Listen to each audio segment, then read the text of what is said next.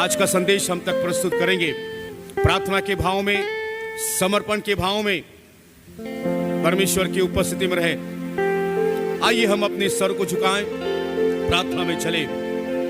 Hallelujah, thank you Jesus. धन्यवाद यीशु, धन्यवाद धन्यवाद धन्यवाद धन्यवाद धन्यवाद हो प्रभु, धन्यवाद हो, धन्यवाद हो, धन्यवाद हो। ओ तेरी स्तुति हो प्रभु, तेरे नाम की महिमा हो, तेरे नाम की महिमा हो, तेरे नाम की महिमा हो। Hallelujah hallelujah hallelujah. प्यारे खुदाबंद, धन्यवाद करते हैं आज के इस पवित्र दिन के लिए, जब पूरे भारतवर्ष में, पूरे संसार में प्रभु पाम संडे के रूप में आज का ये दिन कलीसियाओं में सेलिब्रेट किया जा रहा है। एक विजयी प्रवेश जो तेरा यरूशलेम में हुआ था प्रभु, उस विजय को खुदाबंद जब हम अपने कलीसिया में सेलिब्रेट करते हैं, होसन्ना के नारे लगाते हुए प्रभु, जब हम तेरी स्तुति और तेरी महिमा करते हैं खुदाबंद, हमारी सहायता कर, हमारी मदद कर। हमारे आज के इस पवित्र आराधना को प्रभु हम तेरे हाथों में समर्पित करते हैं, बड़े भय भक्ति के साथ प्रभु तेरे उपस्थिति में बने रहने के लिए और प्रभु तेरी आराधना करने के लिए, तेरी महिमा करने के लिए प्रभु तू हमारी सहायता कर, हमारी मदद कर। जितने विश्वासी भाई बहन इस सभा में उपस्थित हुए हैं, जो आ रहे हैं प्रभु, उन सबको सलामती के साथ हमारे मध्य में लेकर आ, ताकि खुदाबंद हम सब मिलकर हालेलुया तेरे नाम की स्तुति, तेरे नाम की महिमा कर सके। शुरू से लेकर अंत तक प्रभु तू हमारी अगुवाई कर और तेरी पवित्र उपस्थिति हमारे मध्य में बनी रहने पाए। सारी बातों को प्रभु तेरे हवाले करते हुए प्रार्थना यीशु के नाम से मांगते हैं, आमीन। हालेलुया। जबकि आज ये पाम संडे के रूप में खजूर का रविवार पूरा सेलिब्रेट हो रहा है, क्योंकि आज के दिन एक बड़े विजय के साथ यरूशलेम में प्रभु यीशु मसीह का प्रवेश हुआ था और लोग खजूर की डालियां लेकर उसके सम्मुख में नाचते हुए, गाते हुए, स्तुति करते हुए होसन्ना के नारे लगा रहे थे, जिसका अर्थ होता है प्रभु हमें बचा, प्रभु हमें छुड़ा, प्रभु हमारी रक्षा रखवाली कर। That's the meaning of Hosanna, Lord save us, rescue us। और आज वही पूरा विश्व केवल एक ही है जो बचा सकता है, केवल एक ही है जो छुड़ा सकता है, केवल एक ही है जो उद्धार दे सकता है, और वो है प्रभु यीशु मसीह। हालेलुया। मिलकर हम उस कोरस को गाएंगे, क्योंकि हमारे पास में समय का अभाव है। होसाना होसाना होसाना इन द हाईएस्ट, उसका हिंदी और इंग्लिश में मिलकर हम गाएंगे। Praise the Lord, hallelujah. ताली बजाते हुए आप भी होसाना के उस नारे में हमारे साथ में शामिल हो जाइए।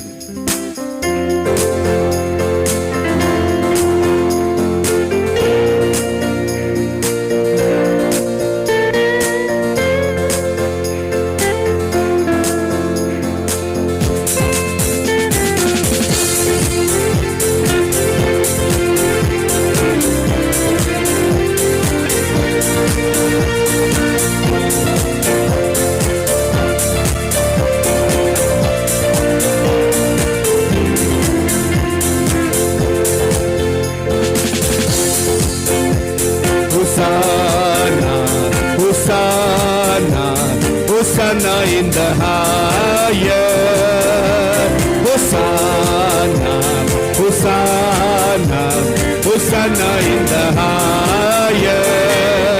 Lord, we lift up your name, lift up your name, with a heart full of faith, with a heart full of faith. Be exalted, O Lord our God, Hosanna in the higher.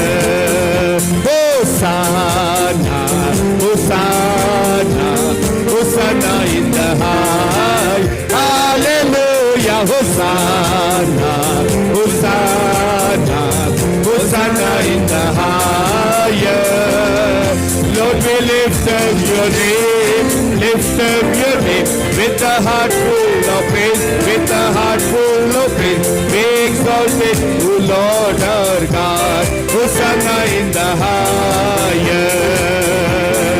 Glory, glory, glory to the King of Kings. Hallelujah. Glory, glory, glory to the King of Kings. Lord, we lift up your name, lift up your name with a heart full of praise, with a heart full of praise. Be exalted, O Lord our God. Hosanna in the highest. Jesus, Jesus, Jesus is the Lord of Lords. Hallelujah. Jesus, Jesus, Jesus is the Lord of Lords. Lord, we lift up your name, lift up your name with a heart full of praise, with a heart full of praise. Be exalted, O Lord my God. Hosanna in the highest.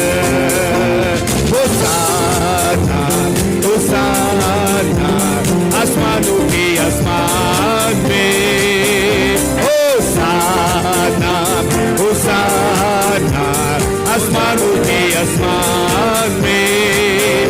लेते हम तेरा नाम, गाते तेरे गुणगान, गाते तेरे गुणगान. तुझे दुनिया में तेरा ही नाम होता जैसे आसमानों में. Hosanna, Hosanna, Hosanna, Hallelujah, Hosanna, Hosanna, आसमान के आसमान में. लेते हम तेरा नाम, गाते तेरे गुणगान, गाते तेरे गुणगान. तुझे दुनिया में तेरा ही नाम होता जैसे आसमानों में. महिमा, महिमा, हे राजाओं के राजा. हालेलुया. महिमा, महिमा, हे राजाओं के राजा. लेते हम तेरा नाम, गाते तेरे गुणगान, गाते तेरे गुणगान. तुझे दुनिया में तेरा ही नाम होता जैसे आसमानों में. यीशु, यीशु, जग के उद्धारक यीशु. हालेलुया. यीशु, यीशु, जग के उद्धारक यीशु. लेते हम तेरा नाम, गाते तेरे गुणगान, गाते तेरे गुणगान. तुझे दुनिया में तेरा ही नाम होता जैसे आसमानों में. महिमा, महिमा, हे राजाओं की राजा. हालेलुया. महिमा, महिमा, हे राजाओं की राजा. लेते हम तेरा नाम, गाते तेरे गुणगान, गाते तेरे गुणगान. तुझे दुनिया में तेरा ही नाम होता जैसे आसमानों में. होसाना, होसाना, होसाना in the highest. Hosanna, Hosanna, Hosanna in the highest. Lord, we lift up your name, lift up your name with a heart full of praise, with a heart full of praise. Be exalted, O Lord our God. Hosanna in the highest. Oh, योग्य केवल तू, योग्य केवल तू, योग्य केवल तू हे प्रभु.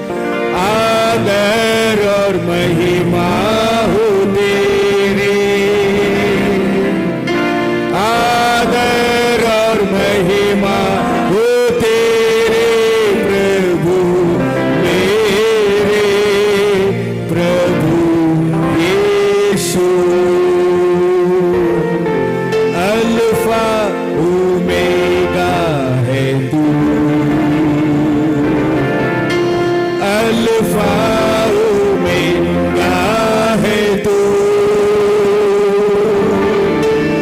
Alpha omega है तू, हे प्रभु मेरे प्रभु यीशु।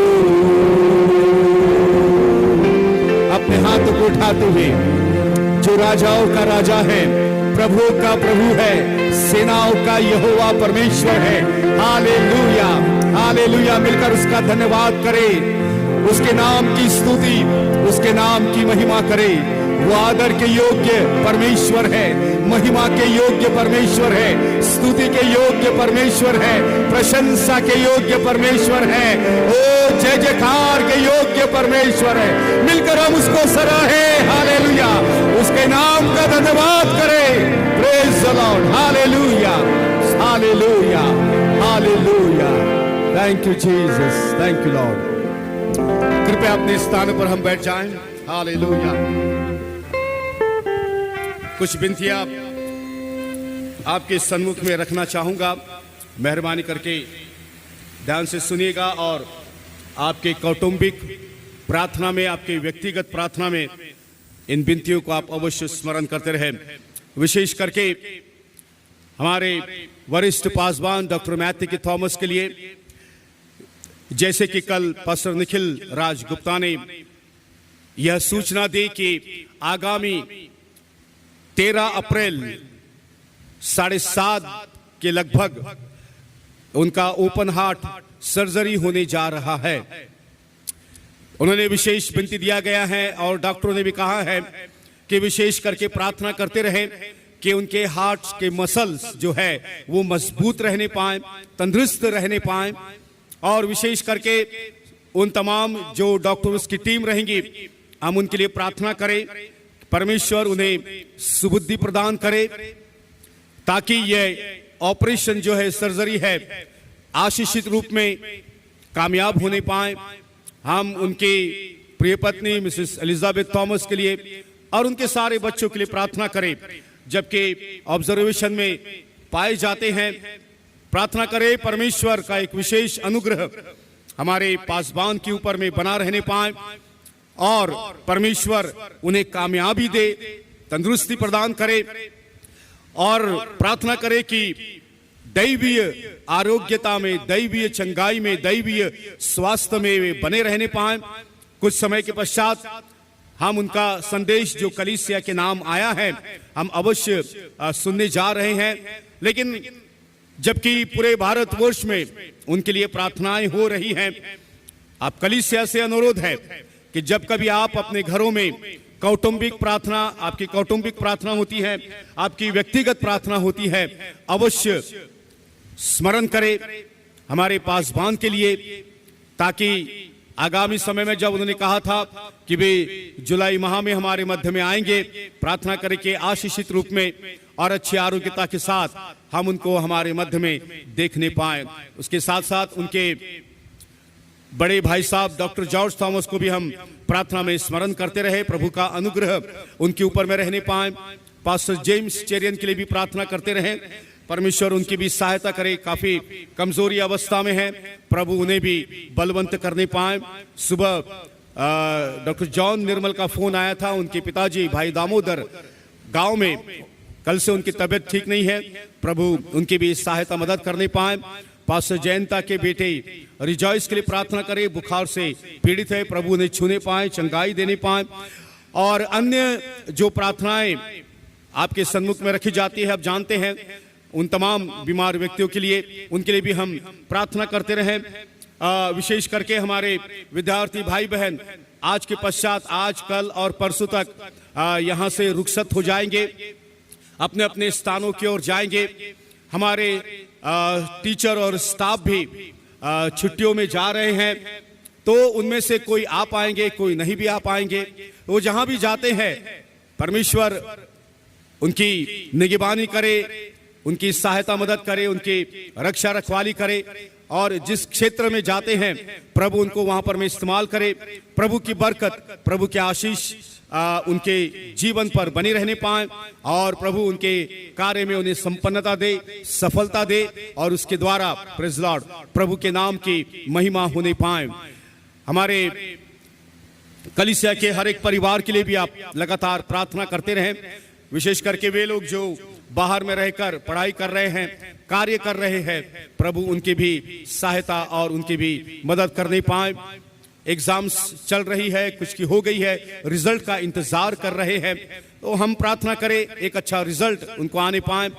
जो 10th का जिन्होंने एग्जाम दिया है अब 11th में जाएंगे एक नया सब्जेक्ट लेकर, जिन्होंने 12th दिया है वे आगे की पढ़ाई के लिए जाएंगे। प्रार्थना करें क्योंकि अभिभावकों को बहुत ज्यादा चिंता और टेंशन और परेशानी होती है। बच्चों की पढ़ाई है जरूर, लेकिन कहीं ना कहीं वे भी चिंतातुर रहते हैं, तनाव में रहते हैं। वो प्रार्थना करें ये परमेश्वर उनकी सहायता करे, उनकी मदद करे और विशेष करके जितने भी फाइनेंस की उनकी जो आवश्यकताएं हैं, जरूरतें हैं, परमेश्वर उनकी भी वो पूर्ण करने पाए, उनकी सहायता मदद करने पाए। अनस्पोकन रिक्वेस्ट जो आपने अपने साथ में लेकर आए हैं, प्रेज़ द लॉर्ड, हालेलुया। बहुत से अनस्पोकन रिक्वेस्ट हमारे बीच में है और हमने उसे परमेश्वर के सन्मुख में रखा है। अवश्य प्रभु हमारी प्रार्थना को, हमारी अनस्पोकन रिक्वेस्ट को सुनेगा। मैं तुम्हें यहां से बाहर भगा दूंगा, मैं बता रहा हूं, ये second time I am giving you chance. Rakesh, मैं तुम्हें यहां से बाहर कर दूंगा। मैं how many time I told you, this is the place of God.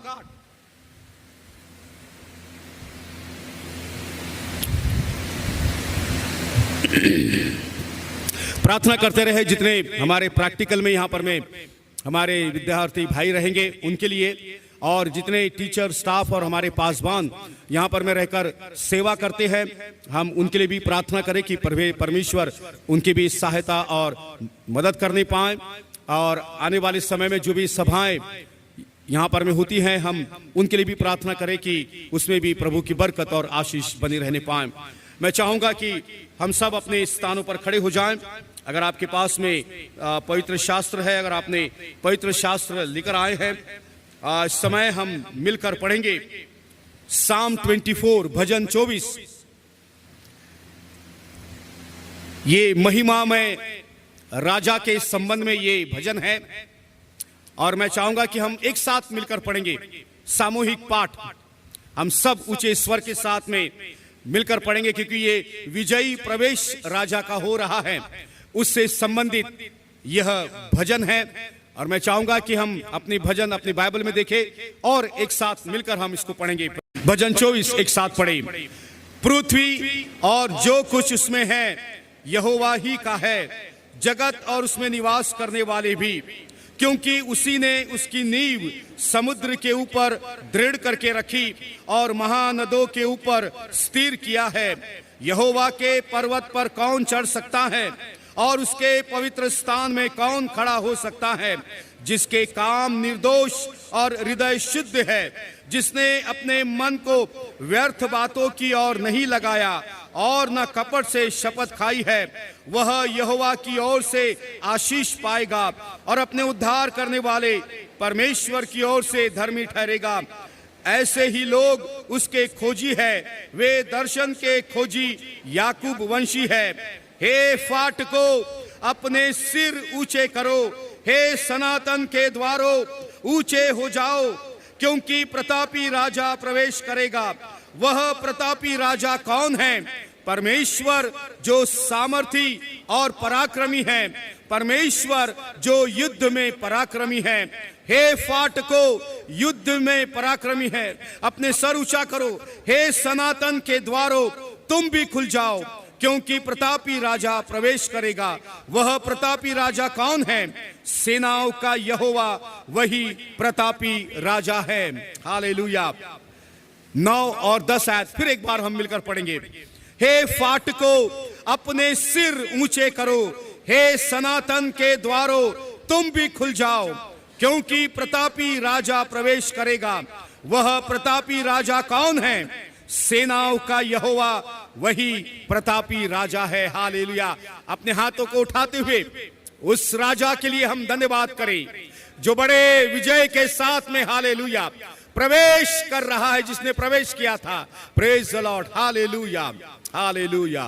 Thank you. कृपया अपने स्थानों को ग्रहण करें। हालेलुया। ये समय रहेगा कि हम अपने दान, अपने विशेष दान और अपने दशमांश जो हम प्रभु के लिए लेकर आए हैं, हम उसके सन्मुख में उपस्थित करें। भाई सलीम एक विशेष गीत हमारे सामने में प्रस्तुत करने जा रहे हैं। जब इस गीत को गाते हैं तो हमारे दान, हमारे विशेष दान हम प्रभु को समर्पित करें। हालेलुया। आप सबों को जय मसीह की। परमेश्वर की महिमा के लिए एक गीत गाना चाहता हूँ, जैसे भजन 84 पद 10, साम नंबर 84 वर्स 10 कहता है, क्योंकि तेरे आंगनों में का एक दिन और कहीं के 1000 दिन से उत्तम है। तो based on this scripture the song I am going to sing. सब ताली बजाते हुए हम प्रभु को महिमा करें।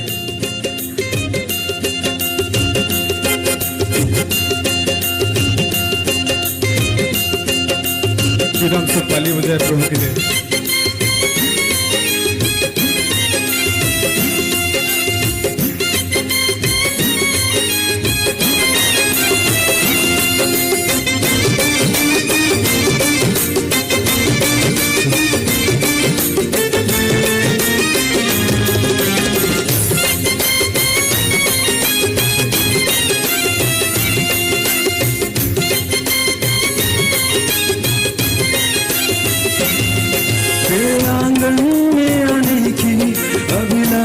रखता हूँ तेरे आंगन में आने की अभिलाष रखता हूँ। तन मन दे के तुझको पुकारता रहता हूँ। तन मन दे के तुझको पुकारता रहता हूँ। सुन सुन ले यीशु मेरा ये छोटी दोहाई। सुन सुन ले यीशु मेरा ये छोटी दोहाई। तन मन दे के तुझको पुकारता रहता हूँ। तन मन दे के तुझको पुकारता रहता हूँ।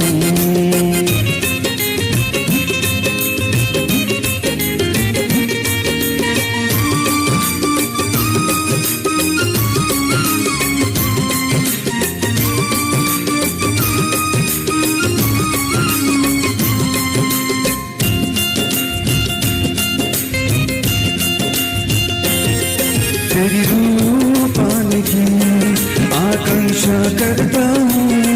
तेरे पथ में चलते चलते सियोन में पहुँचूं।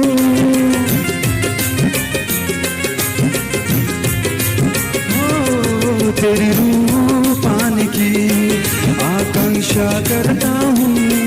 तेरे पथ में चलते चलते सियोन में पहुँचूं। यही मेरी आशा, यही मेरा उम्मीद, यही मेरी आशा, यही मेरा उम्मीद। सुनहरी साहिल पर तेरा दर्शन में पाऊं। सुनहरी साहिल पर तेरा दर्शन में पाऊं।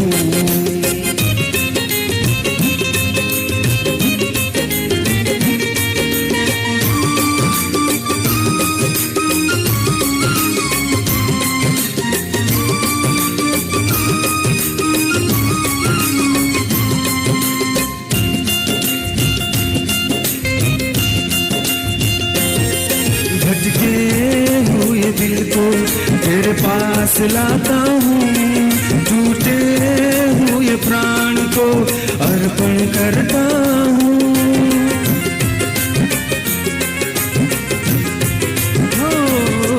भटके हुए दिल को तेरे पास लाता हूँ। टूटे हुए प्राण को अर्पण करता हूँ। यही मेरी आशा, यही मेरा उम्मीद, यही मेरी आशा, यही मेरा उम्मीद। इस फर्जी जिंदगी में कहीं खो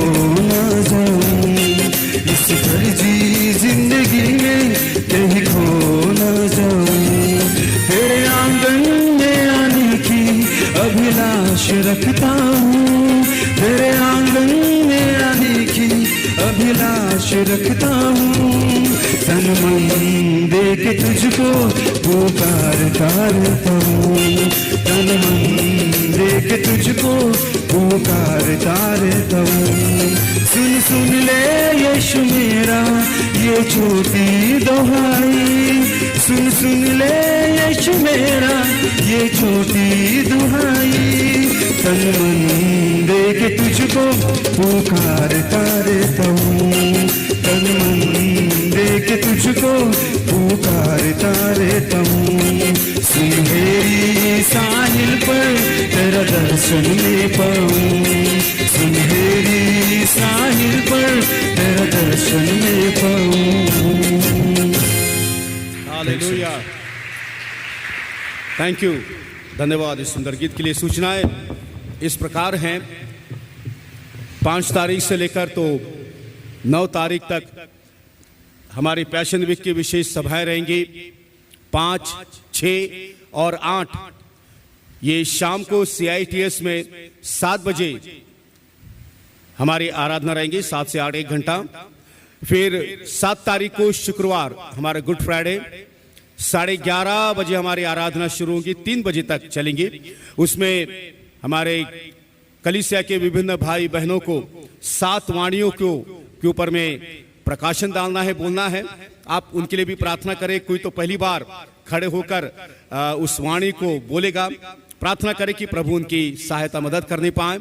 और फिर रिजरेक्शन संडे की हमारी आराधना 8:30 बजे इसी भजनालय में रहेंगी।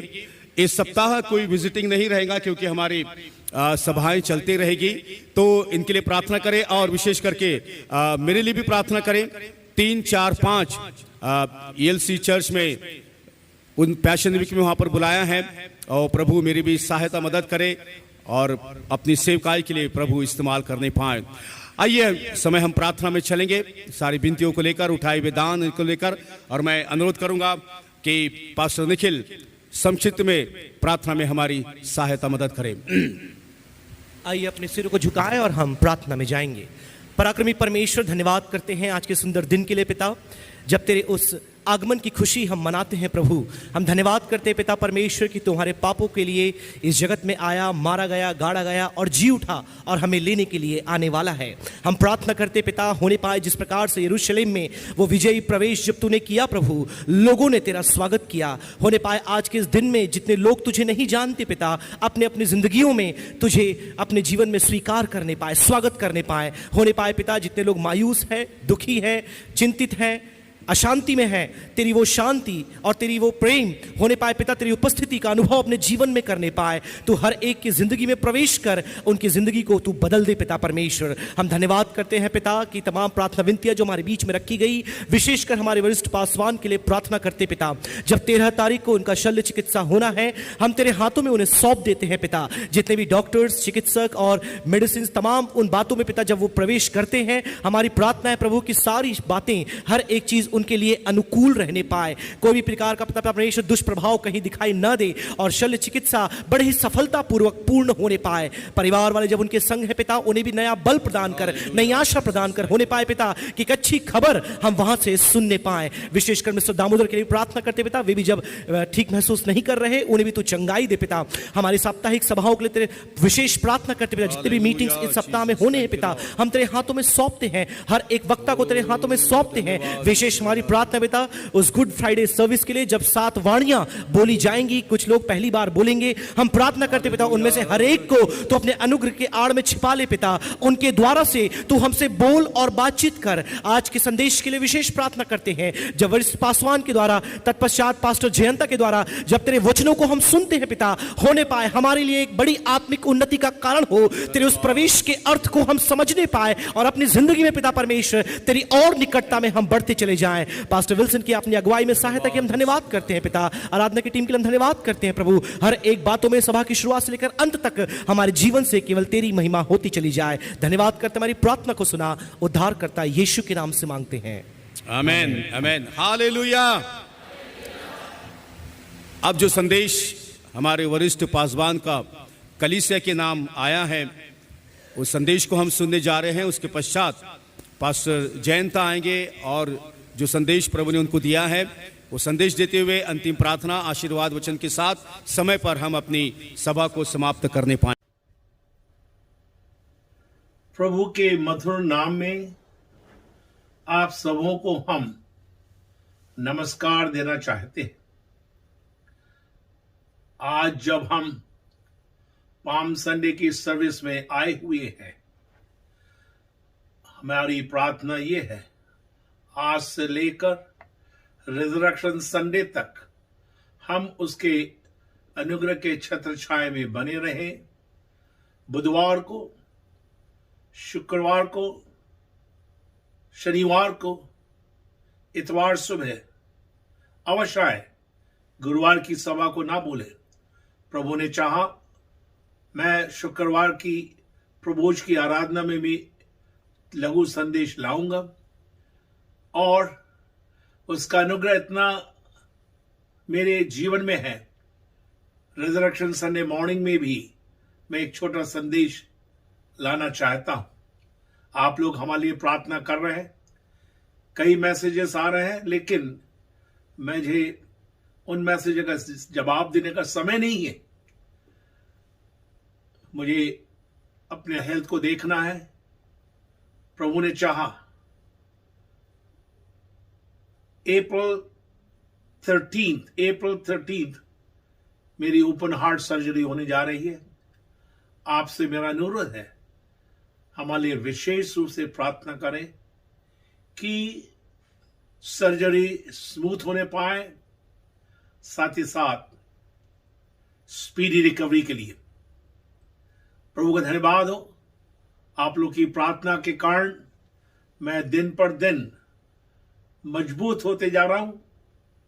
मैं एक दो आयतें पहले पढ़ना चाहता हूं भजन से। जरा ध्यान दीजिए, कृपया ध्यान दीजिए इन शब्दों पर। भजन 73 उसकी 26वीं आयत को देखिए। मेरे हृदय और मन दोनों तो हार गए हैं, परंतु परमेश्वर सर्वदा के लिए मेरा भाग और मेरे हृदय की चट्टान बना है। ध्यान दे, मेरे हृदय और वचन दोनों तो हार गए हैं, परंतु परमेश्वर सदा के लिए मेरा भाग और मेरे हृदय की चट्टान बना है। एक दूसरे अनुवाद में इस प्रकार लिखा हुआ है, चाहे मेरा मन टूट जाए या मेरी काया नष्ट हो जाए, किंतु वो चट्टान मेरे पास है जिसमें मैं प्रेम करता हूं। परमेश्वर मेरे पास सदा है। एक और अनुवाद इस प्रकार कहता है, यह संभव है कि मेरी देह मेरे साथ ना दे और मेरा हृदय क्षीण हो जाए, किंतु मेरा बल स्वयं परमेश्वर है, वह मेरी निधि है। क्या ये अच्छा वचन है। मेरा परमेश्वर मेरे साथ है, वो मेरी निधि है, वो मेरी चट्टान है। चाहे कुछ भी हो जाए, चाहे मेरा देह मुझे साथ ना दे और मेरा हृदय क्षीण हो जाए, किंतु मेरा बल स्वयं परमेश्वर है। ध्यान से, तकलीफों में, मुसीबतों में, बीमारियों में एक बात हम सदैव स्मरण रखें, परमेश्वर हमारे साथ है, वो हमारी चट्टान है। इसलिए मैं दिन पर दिन और मजबूत होते जा रहा हूं। धन्यवाद देना चाहते हैं फिर से हमारे परिवार के द्वारा आप सबों के लिए विशेष प्रार्थना होती रहती है। आप भी हमारे लिए प्रार्थना करते रहे। आइए हम पाम संडे के मैसेज में जाएं। चारों इंजील में हम देख पाएंगे मत्ती, मरकुस, लूक, यूहन्ना, चारों सुसमाचारों में आप इस पाम संडे के बारे में पढ़ सकते हैं। यदि आप सुसमाचारों का अध्ययन करें, 19 अध्याय पाए जाते हैं।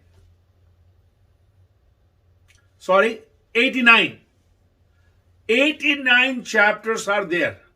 19 chapters हैं। और अंतिम सप्ताह परमेश्वर की इस पृथ्वी पर सेवकाई के लिए 29 चैप्टर हम देख पाते हैं। आज से लेकर रिजरेक्शन संडे तक जो घटनाएं घटित हुई उसका अच्छा वर्णन हम पढ़ पाते हैं। ध्यान से सुने, मेरे साथ निकालिए लूका की इंजील 19वां अध्याय, मत्ती 21 में भी है, मरकुस के 11 अध्याय में भी है, यूहन्ना के 12वें अध्याय में भी है, लेकिन आज हम लूक 19 देखेंगे, चैप्टर 19।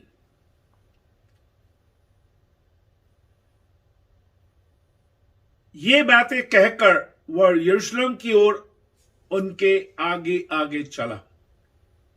29वां वचन, जब वो जैतून नामक पहाड़ पर बैतफगे और बैथनिया के पास पहुंचा तो उसने अपने चेलों में से 2 को यह कहकर भेजा, सामने के गांव में जाओ और उसमें पहुंचते ही एक गधी का बच्चा जिस पर कभी कोई सवार नहीं हुआ बंधा हुआ तुम्हें मिलेगा, उसे खोल कर ले आओ। यदि कोई तुमसे पूछे क्यों खोलते हो तो यह कह देना कि प्रभु को इसका प्रयोजन है। जो भेजे गए थे उन्होंने जाकर जैसा उसने उनसे कहा था वैसा ही पाया। जब वह गधी के बच्चे को खोल रहे थे तो उसके मालिकों ने उनसे पूछा, इस बच्चे को क्यों खोलते हो? उन्होंने कहा, प्रभु को इसका प्रयोजन है। वे उसको यीशु के पास ले आए और अपने कपड़े उस बच्चे पर डालकर यीशु को उस पर बैठा दिया। जब वो जा रहा था तो वे अपने कपड़े मार्ग में बिछाते जाते थे। निकट आते हुए जब वो जैतून पहाड़ की ढलान पर पहुंचा तो चेलों की सारी मंडली उन सब सामर्थ के कामों के कारण जो उन्होंने देखे थे आनंदित होकर बड़े शब्द से परमेश्वर की स्तुति करने लगे। धन्य है वो राजा जो प्रभु के नाम से आता है। स्वर्ग में शांति और आकाश मंडल में महिमा। 41 में आ जाए। जब वो निकट आया तो नगर को देखकर उस पर रोया। पाम संडे मसीही जगत में एक ऐसा इवेंट है जो हमें मसीह यीशु के प्रेम को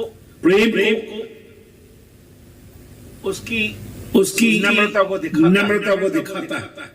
आइए हम इसको हम विभिन्न दृष्टिकोण से देखने जा रहे हैं। मैं आपके सामने 5 बातों को लेके आना चाहता हूं। पहली बात, God uses his people for his kingdom. परमेश्वर सदैव लोगों को उसके राज्य के काम के लिए इस्तेमाल करता है, उपयोग करता है। यदि वो चाहता तो गधी को वहीं पर बुला सकता था। यदि वो चाहता तो गधी को क्रिएट कर सकता था। उसमें इतनी सामर्थ है, लेकिन वो देखे इसमें उसने शिष्यों को इस्तेमाल किया। Sometime he will say to go. Sometime he will say to give. कभी वो कहेगा जाओ, कभी वो कहेगा दो, कभी दोनों बातें हो सकती हैं। तो सबसे पहले हम सीखे पाम संडे में God will use people for his kingdom. परमेश्वर के राज्य के लिए लोगों को इस्तेमाल करें। दूसरी बात देखिए, इस घटना को जो हम चारों इंजील में पढ़ते हैं, हम इस निष्कर्ष में आ जाते हैं, यीशु मसीह केवल एक ऐसा परमेश्वर है जो आराधना के लिए उपासना के लिए योग्य। Jesus Messiah is always worthy of your worship and your praise. क्या आज जब आप पाम संडे मनाने आए हुए कह सकेंगे मैं दिल की गहराई से उसकी उपासना हेतु आज चर्च में आया हूं। तीसरी बात देखिए यहाँ पर बहुत ही मजेदार इस घटना में हम देखते हैं critics will be there, skeptics will be there, and hypocrites will be there. हर घटनाओं में जहां पर चमत्कार हो रहे हैं, यीशु ने किए, आलोचना करने वाले रहते हैं। इस पाम संडे में भी हम देख सकते हैं आलोचना करने वाले हैं। ठीक है, टिप्पणी लगाने वाले हैं। हमें इन सबसे अलग होना है, क्योंकि ये कटु आलोचना करने वाले आपको विश्वास जो परमेश्वर के लिए अलग कर सकते हैं। इसलिए इस घटना से हम सीख सकते हैं। इस इवेंट में हम ये सीख सकते हैं कि हम उनसे दूर रहे और अपना कार्य करते हैं। चौथी बात देखिए यहाँ पर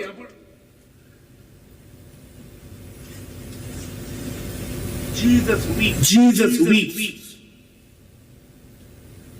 11वें अध्याय में भी हम देखते हैं जब वो लाजर की कब्र पर आया, वो रोया।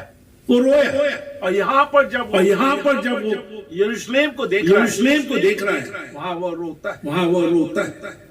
दोनों रोने में अंतर है। बाइबल में कई प्रकार के टीयर्स को हम देख सकते हैं, कई प्रकार के आंसुओं को हम देख सकते हैं, कई प्रकार के रोने को हम देख सकते हैं। यहाँ पर जो रोया है यीशु पाम संडे की घटना में बड़े दुख के साथ जब उसने देखा कि स्थिति कैसी है वहां पर, परिस्थितियों को देखकर उसका दिल टूट गया। वो नहीं चाहता कोई भी नाश हो जाए। क्या आज आपका जीवन ऐसा है जो परमेश्वर को रुलाता है, आंसू दिलाता है? कहे प्रभु मुझे तो क्षमा कर। पांचवी बात आप देखिए यहाँ पर। अंग्रेजी में बड़ा अच्छा लगा, मिस द टाइम। उन्होंने उसके समय को चूक गए। कई लोग चूक गए। उन्हें मालूम नहीं था कि घटनाएं क्या क्या होने जा रही। वो चाहते थे कि पॉलिटिकल पीस यीशु लेकर आए, लेकिन यीशु उसके लिए नहीं आया। यीशु पर्सनल पीस देने के लिए आया। देखिए पाम संडे आपको ये दिखा रहा है कि हम एक समय को हम देखिए। हमारा समय बहुत बहुमूल्य है। और उस समय हम ये भी देखिए कि परमेश्वर हमसे क्या चाहता है। प्रश्न काफी उठता है पाम संडे में। वाई डंकी, गधे के बच्चे को क्यों गधी के बच्चे को लाया गया? क्यों यीशु गधी के बच्चे पर बैठा? वो राजाओं का राजा है, शांति का दाता है। गधी के बच्चे को क्यों बैठा? यदि आप इतिहास में जाएं और बाइबल की पुराने नियम में आ जाएं, आप देख पाएंगे royal animal was the donkey. Salmon के जीवन में देखिए, किंग जेहू के जीवन में देखिए, गधे को इस्तेमाल किया गया। कपड़े डाले गए, बिछाए गए। डोंकी इसलिए यहाँ पड़ा है क्योंकि भविष्यवक्ता का वचन जकरया 9 अध्याय का 9वां वचन की पूर्ति होना पाए।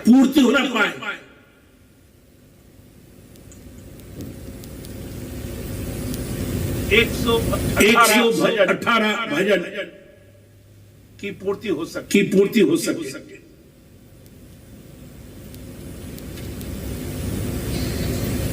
जब हम पाम संडे में आज बैठे हुए हैं, यह आपको मैं बताना चाहता हूं, परमेश्वर का एक वचन पूरा होकर ही रहेगा। जो भविष्यवाणी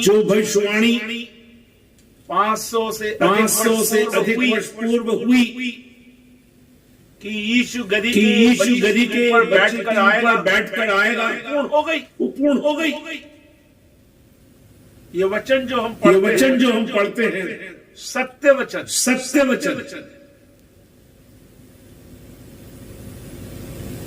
अधिक पढ़े, बातों में आगे बढ़ गए।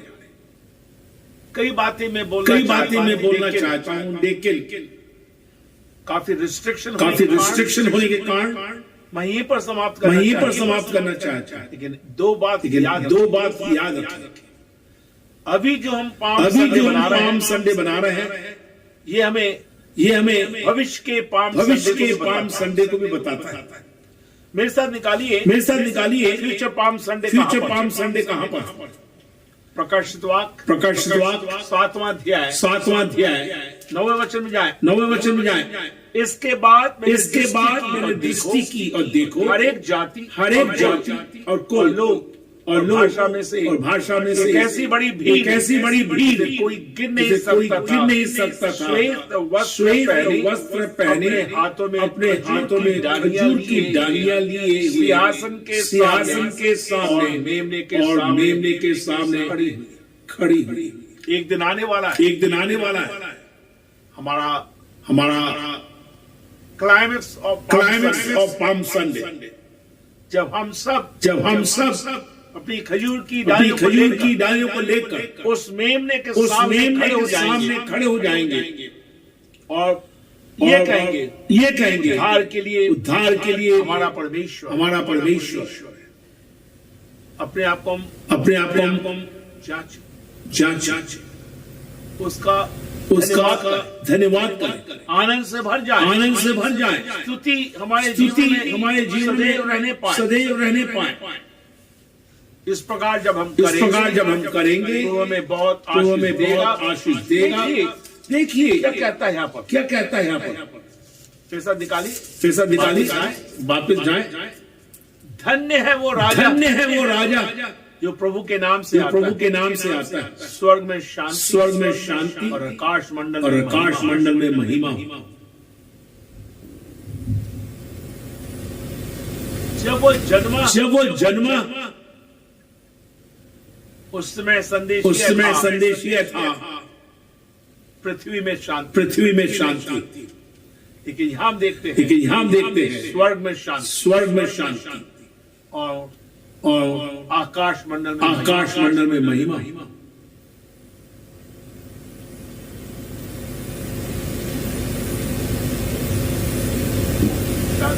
शांति का दाता गधी के बच्चे के ऊपर बैठकर आया।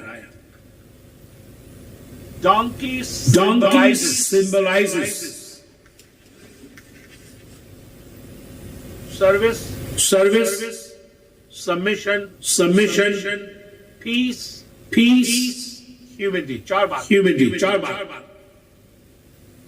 जब कोई राजा किसी देश पर चढ़ाई करने जाता है तो देश में जाता है दूसरे देश में, घोड़े के ऊपर बैठ के जाए तो लोग समझ जाएंगे राजा बहुत ही क्रोधित। लेकिन जब राजा गधे पर बैठ के आता है लोगों को मालूम पड़ जाता है वो शांति का संदेश लेके आया। शांति का दाता, शांति का राजकुमार गधी के बच्चे के ऊपर बैठकर आया यरूशलेम। लोग समझ पाए कि शांति का संदेश देख रहा है। जब हमारे मन विचलित, समझ में नहीं आ रहा क्या करें क्या नहीं करें, शांति का राजकुमार आपके पास आ रहा है। मेरे जीवन में आया, मेरे घर में आया। बीमारी के समय हमारे साथ ही रहा। लोग प्रश्न पूछ रहे हैं कैसे आप जा रहे हैं ओपन हार्ट सर्जरी के लिए। मैंने कहा पहली बात परमेश्वर में साथ। दूसरी बात पूरा परिवार हमारे साथ।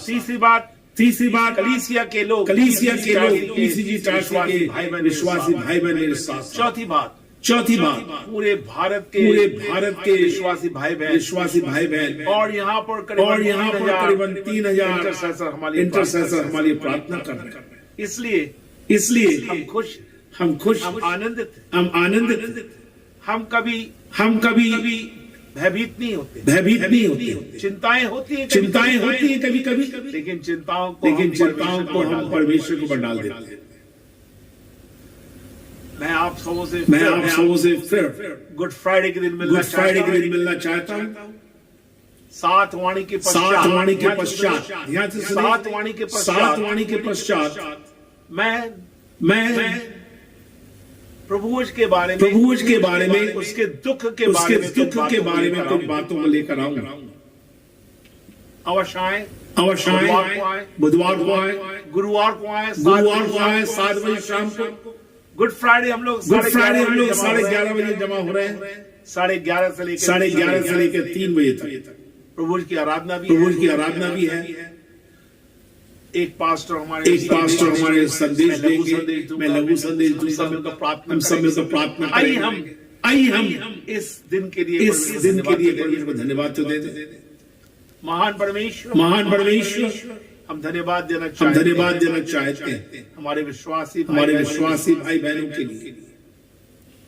तेरे वचन के लिए हम धन्यवाद देना चाहते हैं। तेरे अनुग्रह के लिए हम धन्यवाद देना चाहते हैं। जो कुछ आज हम हैं ये तेरा अनुग्रह है, तेरा फजल। दिन पर दिन हम और शक्तिवान हो जाए।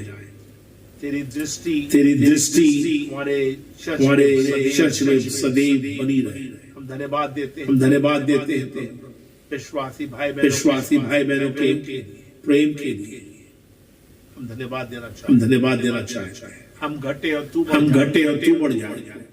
तेरे नाम की महिमा यीशु के नाम से मांगते हैं। आमीन आमीन आमीन आमीन।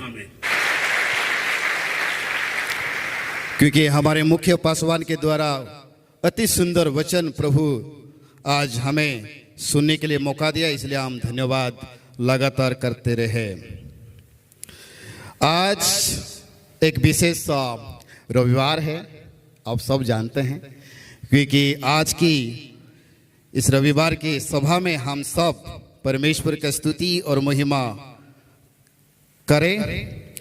और मेरे संदेश से पहले मैं आप सबों को हैप्पी खजूर रविवार कहना चाहता हूँ। आमीन आमीन। ये मेरा दुआ है, प्रार्थना है कि प्रभु आप सबों को बहुत ऐसे आशीष और अनुग्रह दे। आज की प्रार्थना सभा हम जो गीतों के द्वारा प्रारंभ किए हैं, होसाना, राइट। तो आज का संदेश भी मैं एक गीत के द्वारा प्रारंभ करना चाहता हूँ। यदि ये गीत आपको आती है तो आप हमारे साथ मिल करके गाइए। ये अंग्रेजी गीत है, इंग्लिश गीत है और बहुत कॉमन सॉन्ग है। Let the weak say I am strong, let the poor say I am rich, let the blind say I can see, because the Lord who has done to me. ये गीत को हम भाई सालिम और मैं दोनों मिल करके गाना चाहते हैं, तो आप प्रभु का महिमा अवश्य करें।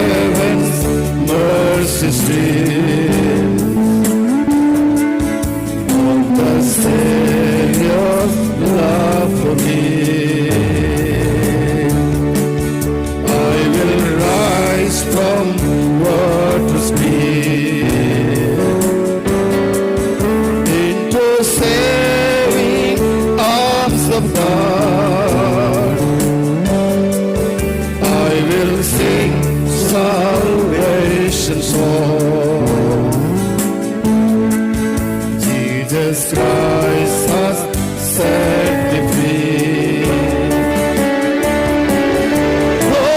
Hosanna, Hosanna to the Lamb that was slain. Hosanna, Hosanna to the Lamb that was slain. Hosanna, Hosanna. Jesus died and rose again. Jesus died and rose again. Jesus died and rose again. Amen.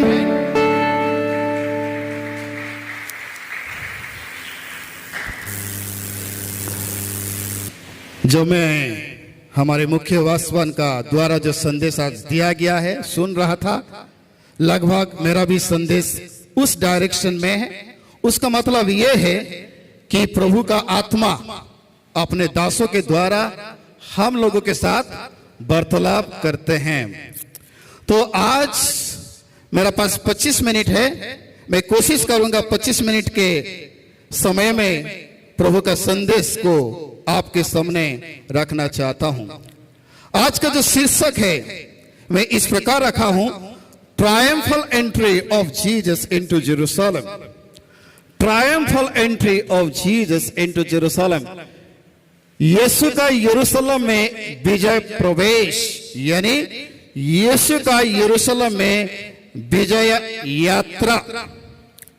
और ये story बहुत ही खूबसूरत story है और बहुत ही बहुमूल्य घटना है, इसलिए चारों सुसमाचार में हम इस घटना को देखते हैं। The story of Jesus entry into Jerusalem मैं आपको 4 डिमेंशन में प्रस्तुत करना चाहता हूं और 4 डिमेंशन में प्रस्तुत करना चाहता हूं। जो पहला डिमेंशन है विवरण, यानी डिस्क्रिप्शन। दूसरा मोरजरा जो डिमेंशन है डिवीजन ऑफ द इवेंट, उसका अर्थ यह है विभाजन। तीसरा जो है dissection, in Hindi it means विश्लेषण। और जो चौथा जो भाग है एग्जोटेशन, यानी उद्बोधन। इस चारों डिमेंशन के द्वारा आज की संदेश में आपके पास पहुंचाना चाहता हूं। लेकिन उससे पहले मैं आपको एक छोटी सी कहानी बताना चाहता हूं। इस बार ऐसा हुआ कि एक बुद्धिजीवी अपने बालकनी में बैठा रहा था, सुबह का समय था।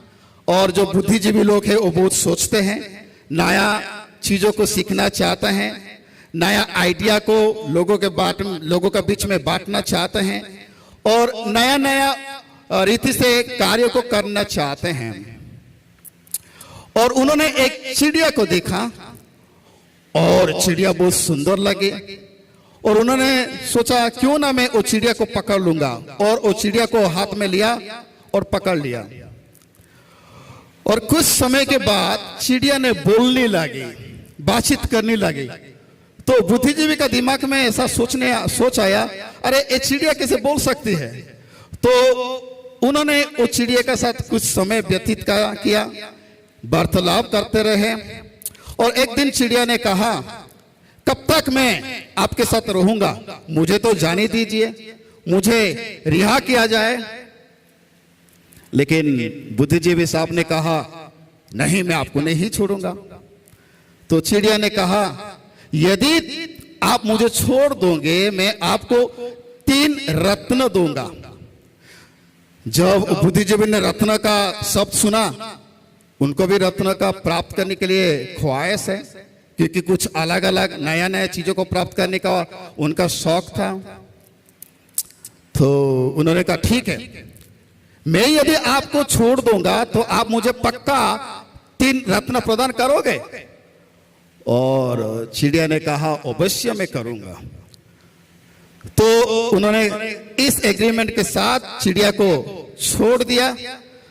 और छोड़ने के बाद, छोड़ने से पहले उन्होंने ये कहा था, जब आप मुझे छोड़ दोगे मैं पहला रत्न दूंगा, दूसरा जब मैं एक पेड़ के शाखा में बैठूंगा दूंगा, और तीसरा जो मैं पूरा आसमान तक पहुंचूंगा उस समय मैं आपको दूंगा। तो उन्होंने एग्री किया और उसके पश्चात बुद्धिजीवी ने उनको छोड़ दिया।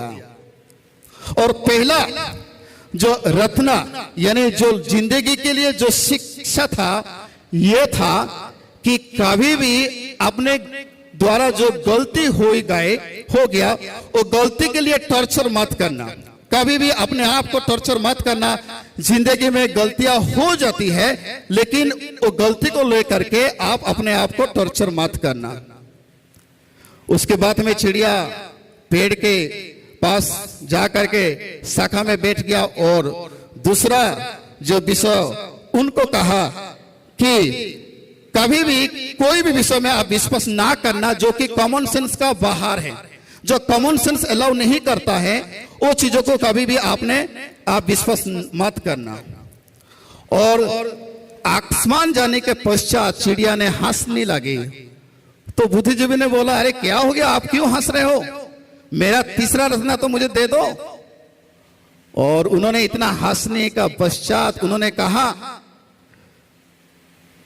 मैं इसलिए हंस रही हूं कि पहला जो मैं आपको बताया था, अपने गलती के लिए कभी अपने को टॉर्चर मत करना। तो उन्होंने ये कहा कि देख, मैं आपको ये बताना चाहता हूं, आप मुझे छोड़ के बहुत ही बड़ा गलती कर दिया। उन्होंने कहा, कैसा? क्योंकि मेरा अंदर में बहुत बड़े बड़े हीरे हैं, यदि तू मुझे मार देता था तो वो हीरे आपको मिल जाता था। तो तुरंत उनके चेहरा में मायूसी आ गई। वो अपने आप को बेचैनी महसूस करने लगा। वो बोला, अरे भैया, मैं जिंदगी में कितना बड़ा गलती कर दिया। और उस समय में चिड़िया ने उनको कहा, देख, मैं आपको पहला जो रत्न दिया था वो क्या था? कभी भी कोई भी गलती होने के पश्चात आप उसके लिए अपने आप को टॉर्चर मत करना, लेकिन आप तो अभी ही शुरू कर दिया। और दूसरा जो संदेश उनके लिए यह था कि कोई भी विषय जो कि कॉमन सेंस के बाहर है उस विषय के लिए आप कभी भी विश्वास मत रखना। आप कैसे सोच लिया कि मेरे जीवन में, मेरे अंदर में बड़े बड़े हीरे हैं ताकि मुझे मारने के पश्चात आपको मिलेगा? वो तो कभी आपको नहीं मिलेगा, वो तो कॉमन सेंस का बाहर है। और तीसरा उनको यह कहा, जो तीसरा रत्न जो आपके जीवन में मिल चुका है, जो आपके पास जानकारी है, जो आप सुन चुका है, जो आप जान चुका है, वही चीजों को क्या करें? सही रीति से उपयोग करें। कहने का अर्थ यह मित्रों, इस पुलपिट से हम अनेक बात को सुनते हैं, अनेक परामर्श दिया जाता है बाइबल के द्वारा, अपने परिवार के लोगों के द्वारा, अपने परिवार शिक्षकों के द्वारा अनेक प्रकार हम सुन के आ रहे हैं। क्या आप वो बात को लागू करते हैं? जब तक आप वो बात को लागू नहीं करते हैं तब तक कितना भी संदेश आप सुन ले, वो संदेश आपके जीवन में कोई प्रभाव डालने वाला नहीं है। इसलिए जो संदेश प्रभु के द्वारा हमें दिया जाता है, प्रत्येक संदेश को हमें क्या करनी चाहिए? प्रायोगिक रूप से अपने जीवन में लागू करनी चाहिए। वो कहते हुए मेरा पहला डिमेंशन को मैं आपके सामने प्रस्तुत करना चाहता हूं। जैसे मैंने आपको कहा, मेरा पहला डिमेंशन जो है डिस्क्रिप्शन यानी विवरण। यह कहानी 4 सुसमाचार में दर्ज है। मत्ती 21 अध्याय उसका 1 से लेकर 11, मार्कुस 11 1 से लेकर के 11 आयत, लूका 19वां अध्याय 24 से लेकर के 46 और यूहन्ना 12 अध्याय 12 से लेकर के 19। हम इस घटना को 4 सुसमाचार में हम देखते हैं। क्यों? हर एक घटना जो यीशु मसीह के जीवन में घटी, सब कुछ लिखित नहीं हुआ। और हर एक इवेंजलिस्ट, प्रत्येक इवेंजलिस्ट वो बात को दर्ज नहीं किया, लेकिन इस घटना को 4 सुसमाचार में दर्ज किया गया है, इसलिए कि वो घटना क्या है, बहुत ही बड़ा इंपॉर्टेंट घटना है, बहुत बड़ा इंपॉर्टेंट घटना है। इसलिए 4 इवेंजलिस्ट के द्वारा उस विषय को सुसमाचार में लिखा गया है। और जब हम उस अध्याय को पढ़ते हैं, चारों इवेंजलिस्ट के द्वारा हमें कुछ बात मालूम पड़ता है कि 4 इवेंजलिस्ट यीशु मसीह को बहुत ही बेहतर रीति से प्रस्तुत करते हैं, और साथ ही साथ उस कहानी के द्वारा प्रभु यीशु मसीह हमारे लिए कुछ विशेष सूचना, कुछ विशेष उपदेश को रोक छोड़ा है। और जब हम सुसमाचार को देखते हैं कि मत्ती यीशु मसीह को बहुत ही एक उच्च स्तर में प्रस्तुत किया गया है। जैसे मत्ती यीशु मसीह को राजाओं का राजा के रूप में प्रस्तुत करता है, मत्ती अध्याय 2 आयत 2। मार्कोस यीशु मसीह को परमेश्वर के पुत्र के रूप से प्रस्तुत करता है, मार्कोस अध्याय 1 उसका 1 आयत। लूका यीशु मसीह को संसार की उद्धारकर्ता के रूप से प्रस्तुत करता है, लूका अध्याय 2 10 और 11 आयत।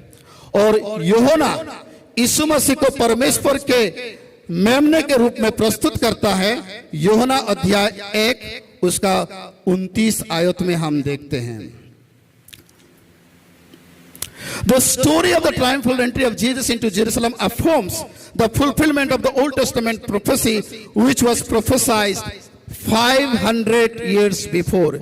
यरूशलेम ने यीशु के विजय प्रवेश की कहानी पुराना नियम की भविष्यवाणी को पूर्ति का पुष्टि करता है, जो 500 साल पहले भविष्यवाणी की गई थी। मेरा दूसरा जो डायमेंशन है वो है डिवीजन। पहला जो डिवीजन है, Jesus entrusted a task to disciple. जैसे हमारे मुख्य पासवान ने कहा कि यीशु मसीह अपने चेलाओं को उपयोग किया, he utilized his own disciple। वही विषय हम देखते हैं मत्ती 21 1 से 5, मार्कोस 11 1 से 3, लूका 19 28 से लेकर के 32 और यूहन्ना 12 आयत से लेकर के 13 आयत। यीशु ने अपने शिष्यों को एक कार्य सौंपा। Jesus could have done by his own strength, by his own power, जैसे हमारे मुख्य पासवान ने कहा, लेकिन परमेश्वर यीशु मसीह लोगों को अपने राज्य के लिए, अपने कार्यों के लिए इस्तेमाल करना चाहता है। दूसरा जो बिंदु है, Jesus employed a donkey to be his disciple. यीशु ने अपने वाहन बनाने के लिए एक गधे को नियुक्त किया। God uses people, God uses the things that he created। यीशु ने उस गधे को अपने वाहन बनाने के लिए नियुक्त किया। यह विषय हम मत्ती 21 अध्याय 6 से लेकर के 7, मार्क 11 अध्याय 4 से लेकर के 7, लूका 19वां अध्याय 32 से लेकर के 35 और यूहन्ना 12 अध्याय 12 से लेकर के 14 से लेकर के 15। मेरा तीसरा जो डिवीजन है, Jesus entered into Jerusalem to clean the temple. यीशु ने मंदिर में प्रवेश किया ताकि मंदिर को वो परिष्कार कर सके, मंदिर को वो परिष्कार कर सके। यह था मेरा दूसरा डिवीजन है। मेरा तीसरा जो विभाजन है वो है डाइसेक्शन, यानी विश्लेषण। यदि हम इस कथा को गहराई से अध्ययन करें तो हमें एक विषय मालूम पड़ता है कि यीशु मसीह ने यरीहो से जेरूशलेम को जब जा रहे थे, वो बेथफागे और बेथनी के द्वारा जा रहे थे। Actually while he was traveling through Bethany, Bethphage, and he went to Jerusalem. Bible के समय में जिरिको से यरूशलेम के जो दूर थी लगभग 15 मील था। उसका अर्थ यह है आज के जमाना में 25 किलोमीटर था। यीशु और उनके शिष्य जब बेथफागे में आए उस समय ने यीशु ने 2 डिसाइपल को यह कहा कि आप आगे जाइए, एक गांव में जाइए और मेरे लिए एक गद्दी को लेकर के आइए ताकि मैं उस गद्दी पर अपना सबर करूंगा। बाइबल में यह नहीं लिखा है वो 2 डिसाइपल कौन थे, लेकिन यदि आप स्टडी करते हैं द होल नैरेटिव को, होल विवरण को, तो उसमें हम पता लगा सकते हैं, ये जानकारी निकाल सकते हैं कि वो 2 डिसाइपल जो थे वो थे पत्रोस और यूहन्ना। क्यों मैं आपको ये दोनों का नाम पेश कर रहा हूं? इसलिए कि प्रभु यीशु मसीह ने वही 2 डिसाइपल को बाद में पासओवर की तैयारी करने के लिए भेजे थे। और पतरस और यूहन्ना दोनों यीशु मसीह ने जिस प्रकार कहा था बस जा करके वही किया। जिस प्रकार के आदेश उनको दिया गया था, जिस प्रकार के परामर्श उनको दिया गया था, जिस प्रकार के चेतावनी, जिस प्रकार के इंस्ट्रक्शन दिया गया था, बस वही वो लोग जा करके किए हैं। नाउ वो लोग जा करके गद्दी को लेकर के आए और यीशु मसीह गद्दी पर बैठ करके अपने यात्रा को प्रारंभ किए। जैसे हमारे मुख्य पासवान ने कहा कि यीशु मसीह डोंकी को क्यों चूज किया। एक्चुअली बाइबल के समय में, उस समय में कोई भी राजा यदि घोड़े के द्वारा यात्रा करते हैं तो उसका संदेश, उसका प्रतीक यह था कि ये युद्ध के लिए जा रहा है, लड़ाई के लिए जा रहा है। लेकिन कोई राजा यदि डोंकी के ऊपर सवार करते थे उस समय में ये मैसेज ये होता था कि ये शांति का यात्रा है। यीशु मसीह जो यात्रा किए थे वो शांति का यात्रा था, क्योंकि परमेश्वर का वचन कहता है कि यीशु मसीह शांति का राजकुमार है, वो शांतिदायक परमेश्वर है, वो शांति देने के लिए जगत में आए हैं।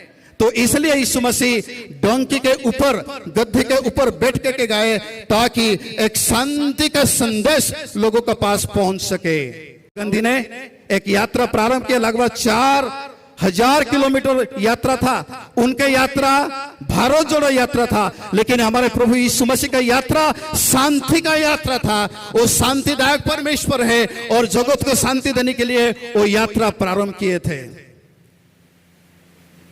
दूसरा जो कारण है, क्योंकि पुराना नियम में 500 साल पूर्वे भविष्यवाणी किया गया था कि जो उद्धारकर्ता आएंगे वो उद्धारकर्ता गधे के ऊपर यात्रा करेंगे।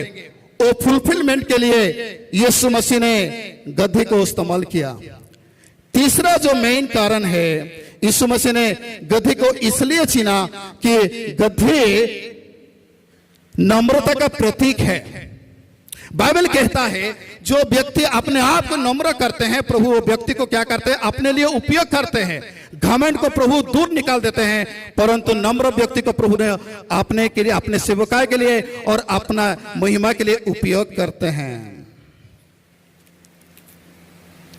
जब यीशु मसीह गधे पर सवार किया उस समय में बहुत लोग उनके साथ भी थे, और लोग जो यीशु मसीह को यात्रा के समय में देख रहे थे उन्होंने क्या किया, उन्होंने अपने कपड़े और डालियां सड़क पर बिछा दी।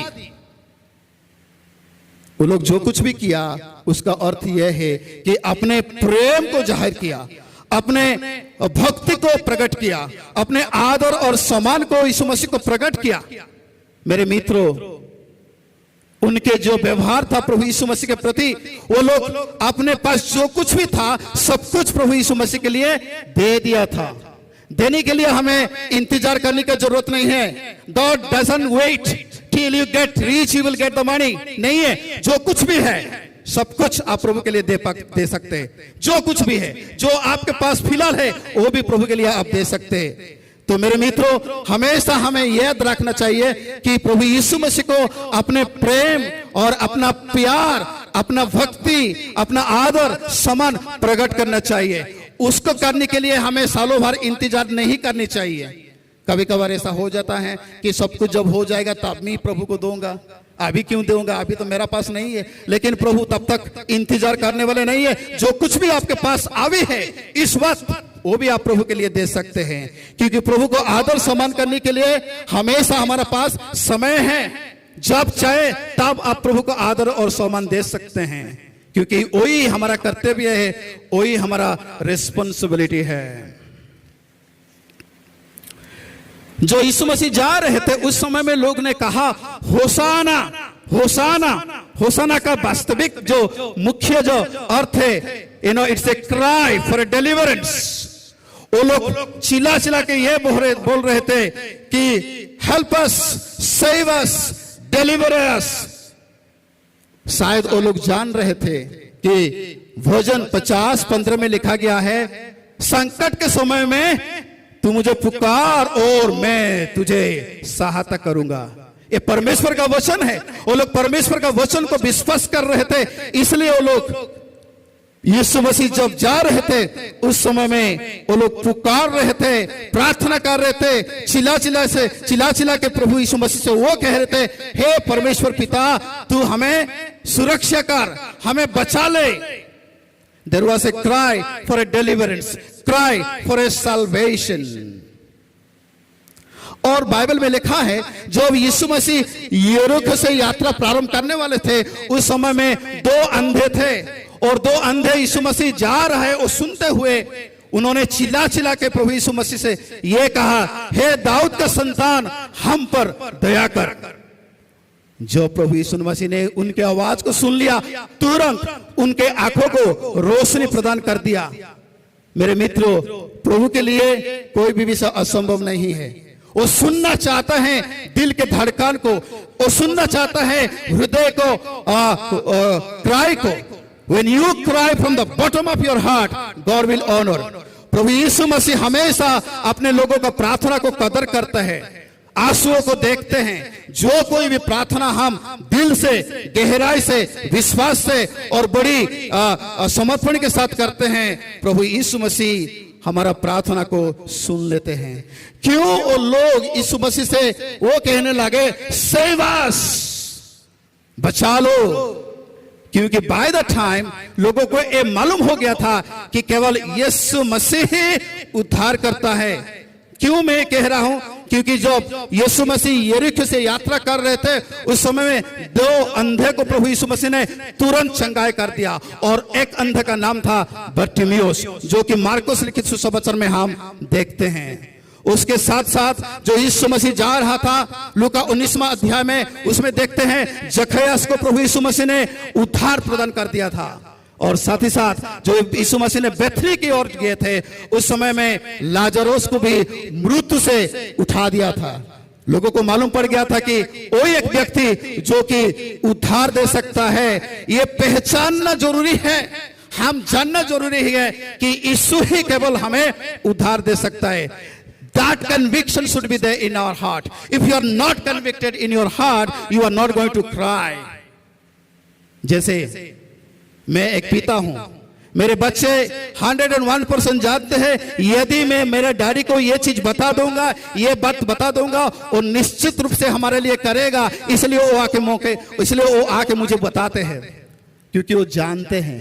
क्या आप जानते हैं कि परमेश्वर आपके लिए क्या क्या कर सकते हैं? यदि परमेश्वर सब कुछ आपके लिए कर सकते हैं तो आप क्यों चिंताजनक है, आप क्यों व्यतिव्यस्त है, आप क्यों निराश है, आप क्यों अपने आप को महसूस करते हैं कि मेरे पास सब कुछ समस्या है? समस्या का समाधान करने वाला परमेश्वर पिता आपके साथ है। यदि इस बात को आप जानते हो तो आप किसी भी बातों के लिए परवाह नहीं करोगे। And the last thing that Jesus did when he went to Jerusalem, कि वो मंदिर को सफाई कर दिया। खजूर रविवार की अंतिम कार्य जो यीशु मसीह ने किया कि यरूशलेम में प्रवेश करते करते मंदिर को जा करके मंदिर को सफाई कर दिया, क्योंकि याजक और फरीसियों लोग अवैध रूप से मंदिर से पैसा कमा रहे थे। There was a trading, there was a trading, there was a business going on। और यीशु मसीह कभी नहीं चाहता था कि जो घर परमेश्वर का घर है, प्रार्थना के घर है, और घर को यदि व्यवसाय का घर बना दिया जाएगा तो प्रभु कभी बर्दाश्त नहीं करेंगे। हम परमेश्वर के मंदिर है मित्रों। आज परमेश्वर चाहता है उस मंदिर में क्या हो, आराधना हो, प्रार्थना हो, स्तुति हो, सच्चाई हो। लेकिन यदि हमारा जीवन में इस मंदिर पर हृदय में यदि हमारा जीवन में व्यवसाय चल रहा है, धंधा चल रहा है, बुराई चल रहा है, असत्यता है, तो आज परमेश्वर चाहता है वो सारी अंधकार को और सारी बुराई को निकालना चाहता है। क्या आप आज तैयार हैं? आपको सोचना चाहिए। इसलिए यीशु मसीह ने यरूशलेम को विजय यात्रा किया ताकि वो अंधकार के कार्यों को निपटा सके। मेरा पास बस 2-3 मिनट है। मेरा अंतिम भाग को मैं आपके सामने प्रस्तुत करना चाहता हूं, वो है एक्सोर्टेशन यानी उद्बोधन। मैं 3 पॉइंट आपको देना चाहता हूं। मेरा पहला जो बिंदु है, to God your availability is more important than your ability. परमेश्वर के लिए आपकी उपलब्धता क्षमता से अधिक महत्वपूर्ण है। आज जो संसार में हम जी रहे हैं, लोग आपका क्षमता को देखते हैं, आपकी एबिलिटी को देखते हैं, आपकी करिश्मा को देखते हैं, आपकी एजुकेशन को देखते हैं, आपकी स्मार्टनेस को देखते हैं। लेकिन प्रभु यीशु मसीह के लिए वो मायना नहीं रखता है। जब तक आप अपने आप को प्रभु यीशु मसीह के लिए उपलब्धि करवाओगे, तब तक प्रभु के लिए वो विशेष आशीष का कारण बन जाएगा। You can make a great difference in your life only when you are available to God. Ability is not important, but your availability. दूसरा जो बिंदु है, for God, your adoration is more admirable than your fake impression. प्रभु यीशु मसीह के लिए, परमेश्वर के लिए आपकी नकली छाप की तुलना से आपकी आराधना अधिक प्यारी है। आराधना हम सच्चाई और आत्मा से करनी चाहिए। परमेश्वर का वचन कहता है यूहन्ना 4 अध्याय में, परमेश्वर उस प्रकार व्यक्ति को ढूंढ रहा है जो व्यक्ति आत्मा और सच्चाई से उसकी आराधना करे, ना नकली। कभी कभी मैं देखता हूं हमारा बाइबल कॉलेज में, जब तक हमारा मुख्य पासवान है, हमारा विद्यार्थी पूरा आत्मा में आ जाते हैं, आंख बंद करके तालियों के साथ आराधना करते हैं। यदि कोई नहीं बैठते हैं, उनका आंख कहां कहां घूमता रहता है उनको ही जाने। क्या हम वास्तविक रीति से प्रभु का आराधना कर रहे हैं, ना फेक इंप्रेशन के साथ आराधना कर रहे हैं? प्रभु फेक इंप्रेशन का आराधना को कभी ग्रहण नहीं करते हैं। तीसरा जो बिंदु है, for God, for you, for us, God should be more precious than gold and silver. तुम्हारे लिए और हमारे लिए परमेश्वर, हमारे लिए सोने चांदी से परमेश्वर का उपस्थिति, परमेश्वर के भक्ति बहुत ज्यादा इंपॉर्टेंट होना चाहिए। वो लोग अपने मंदिर में रह रहे थे, अपने कमाई कर रहे थे, परमेश्वर के प्रति भक्ति नहीं था, परमेश्वर को वो प्रायोरिटी नहीं देते थे, जिंदगी में प्राथमिकता नहीं देते थे, पैसा, पोजीशन, पावर को ज्यादा इंपॉर्टेंट दे रहे थे। किंतु आज प्रभु का वचन ये कह रहा है कि सबसे प्राथमिकता हमें किसको देना चाहिए? परमेश्वर को देना चाहिए। मैं 3 शब्द आपके सामने रखना चाहता हूं। मेरा पहला शब्द जो है प्रवेश। यीशु मसीह ने यरूशलेम में प्रवेश किया। आज यीशु मसीह आपके जीवन में प्रवेश करना चाहते हैं। आप क्या तैयारी है?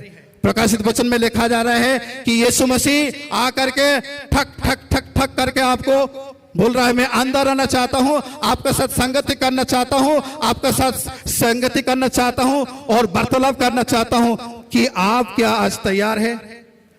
आज ही नहीं, 365 दिन, 365 days, God is knocking at your door and He wanted to come and have a fellowship with you. क्या आज आप उनके लिए अपना दिल रूपक द्वार को खोलना चाहते हैं, प्रवेश करना चाहते हैं? आपकी पर्सनल लाइफ में, आपकी व्यक्तिगत जीवन में यीशु मसीह प्रवेश करना चाहते हैं, आपकी परिवार में प्रवेश करना चाहते हैं, आपकी करियर में प्रवेश करना चाहते हैं, आपकी व्यवसाय में प्रवेश करना चाहते हैं, आपकी भविष्य में प्रवेश करना चाहते हैं, आपके कलीसिया में प्रवेश करना चाहते हैं। क्या आज आप तैयार हैं? यदि आप तैयार हैं, अपने आप को प्रभु के लिए द्वार खोल दीजिए। दूसरा जो है प्रयोजन, नीड। प्रभु यीशु मसीह ने कहा चेलों को जाओ, यदि कोई व्यक्ति पूछेगा कि क्यों गद्दी को ले रहे हैं, बोल देना कि यीशु मसीह के लिए वो प्रयोजन है। God needs you, God needs your energy, God needs your time, God needs your resources, God needs everything that you have. प्रभु के लिए आपकी जीवन प्रयोजन है, आपकी समय के प्रयोजन है, आपकी दान के प्रयोजन है, आपकी सेवा के प्रयोजन है। मेरे मित्रों, आज क्या प्रभु के लिए आप एक प्रयोजन होना चाहते हैं? Are you ready to give yourself to God? तीसरा जो है पवित्रकरण। प्रभु चाहता है कि आज इस दिन आपको पवित्र करना चाहते हैं। हम इंसान हैं, हमारे जीवन में अनेक प्रकार की दुर्बलता है, समस्या है, और कहीं ना कहीं मनुष्य होने के नाते हम कहीं ना कहीं कॉम्प्रोमाइज जीवन व्यतीत करते हैं। परंतु प्रभु आज चाहता है कि आज हमको शुद्ध और पवित्र करना चाहते हैं। आज इस खजूर रविवार के समय में प्रभु आपको दिल दिमाग को संपूर्ण रीति से शुद्ध और पवित्र करना चाहते हैं। जब तक हम शुद्ध और पवित्र नहीं हो गए तब तक हम परमेश्वर के राज्य में प्रवेश नहीं कर सकते हैं। इसलिए मेरे मित्रों, आज मैं आपको ये 3 पौ के शब्द के द्वारा आपको मेरा संदेश को समाप्त करना चाहता हूं। प्रवेश, प्रयोजन, पवित्रकरण। आज प्रभु यीशु मसीह आपके जीवन में आना चाहते हैं, प्रवेश करना चाहते हैं। आपकी तैयारी है? यदि आप चाहते हैं कि प्रभु यीशु मसीह आपके जीवन में आए, आपके हृदय में आए, आपका परिवार में आए, और आप अपने आप को प्रभु यीशु मसीह के लिए एक प्रयोजन के रूप में उपयोग देना चाहते हैं, और साथ ही साथ यदि आप अपने हृदय को पवित्रकरण करना चाहते हैं, तो प्रभु आज आपके जीवन को बदल देंगे। आमीन। प्रभु आज की संदेश के द्वारा हम सबों को आशीषित करे। आइए हम अपने स्थानों पर खड़े हो जाए, अपने आंखों को बंद करें और सिरों को झुकाए, और प्रभु से यह प्रार्थना करें, प्रभु जी मैं चाहता हूं कि आप मेरे जीवन में आए। मैं चाहता हूं प्रभु जी मैं आपके लिए एक प्रयोजन के रूप में प्रस्तुत करूं, और मैं चाहता हूं कि प्रभु जी मेरे हृदय को आप पवित्र कर ले, क्योंकि बिना पवित्रकरण के साथ हम प्रभु यीशु मसीह के राज्य में, प्रभु यीशु मसीह के साथ एक घनिष्ठ संपर्क में नहीं रह पाएंगे। इसलिए हम प्रभु से यह प्रार्थना करें। परमेश्वर पिता, हम धन्यवाद करते हैं आज की संदेश के लिए और सुंदर अवसर के लिए। प्रभु जी जो संदेश हमें आपकी ओर से सुना है, प्रभु जी तो सहायता कर, ताकि प्रभु जी आपकी संदेश के अनुसार अपने जीवन को हम व्यतीत कर सके। आप पिता परमेश्वर के प्रेम, आप पिता परमेश्वर का प्रेम, प्रभु यीशु मसीह का अनुग्रह, पवित्र आत्मा की संगति, सहभागिता हम सबों के साथ जब तक प्रभु ना आए तब तक हमेशा हमेशा के लिए होती रहे। आमीन। Hallelujah, hallelujah, amen. God bless.